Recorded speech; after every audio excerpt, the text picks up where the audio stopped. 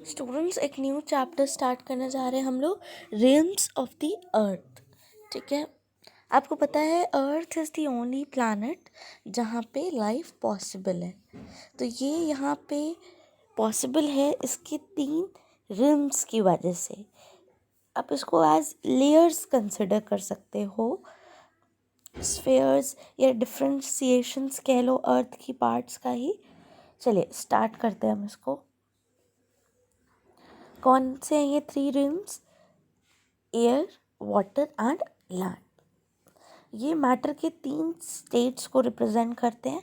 आपने साइंस में states of matter पढ़ा होगा, तो 3 state solid, liquid and gases को ये रिप्रेजेंट करते हैं। ठीक है, जल्दी से हम लोग तीनों के डेफिनेशंस देख लेते हैं।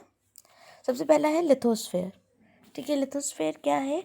जो लैंड मासेस है, जो एनिमल्स, ह्यूमंस, प्लांट्स सबके लिए होम प्रोवाइड करते हैं, उनको उसको हम लोग लिथोस्फेयर कहते हैं। एंड रिमेंबर लिथोस्फेयर क्या रिप्रेजेंट करता है? Solid realm. ठीक, उसके बाद ओशियन और सीज जो काफ़ी जो डिप्रेशंस हैं अर्थ में उसको फिल करता है, और वाटर से तो उसे हम लोग हाइड्रोस्फेयर कहते हैं, एंड ये रिप्रेजेंट करता है लिक्विड रिल्म को। एंड फिर है एटमॉस्फेयर। ठीक है, एटमॉस्फेयर क्या है? Vast expanse of air around the earth. ठीक है, ये गैसियस रिम को रिप्रेजेंट करता है। And finally biosphere. बायोस्फेयर क्या है बच्चों? एक नैरो जोन ऑफ कॉन्टैक्ट है लैंड, वाटर एंड एयर के बीच में। जो भी जिंदगी है, जो भी लाइफ है, ठीक है, वो इसी स्फेयर में, बायोस्फेयर में ही एग्जिस्ट करती है। आज हम लिथोस्फेयर पढ़ते हैं।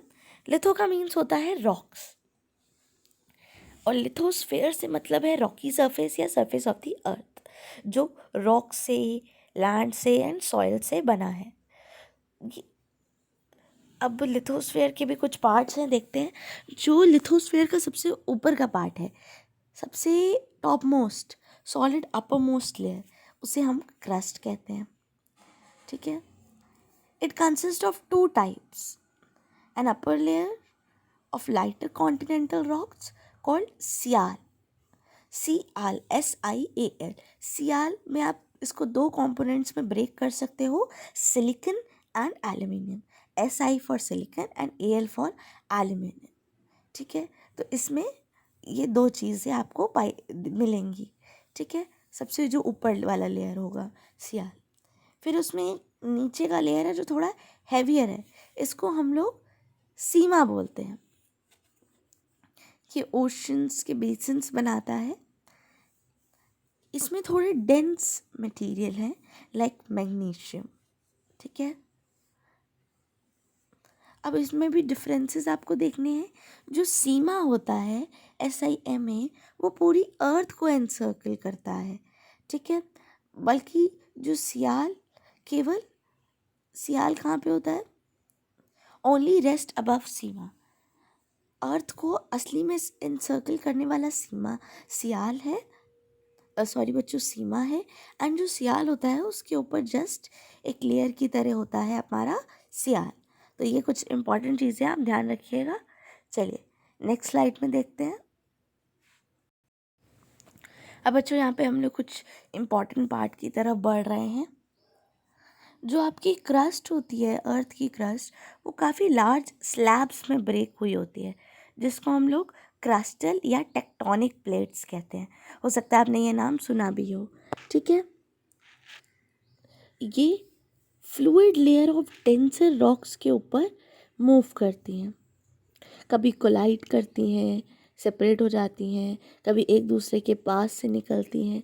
इनके बीच में कुछ मूवमेंट्स होती रहती हैं, एंड इनकी मूवमेंट्स रिस्पॉन्सिबल होती हैं अलग अलग फिजिकल लैंडफॉर्म्स, जैसे माउंटेन्स हैं, प्लेटोज़ हैं, कोई भी लैंडफॉर्म है उसको बनाने के लिए इन टेक्टोनिक प्लेट्स की मूवमेंट रिस्पॉन्सिबल होती है।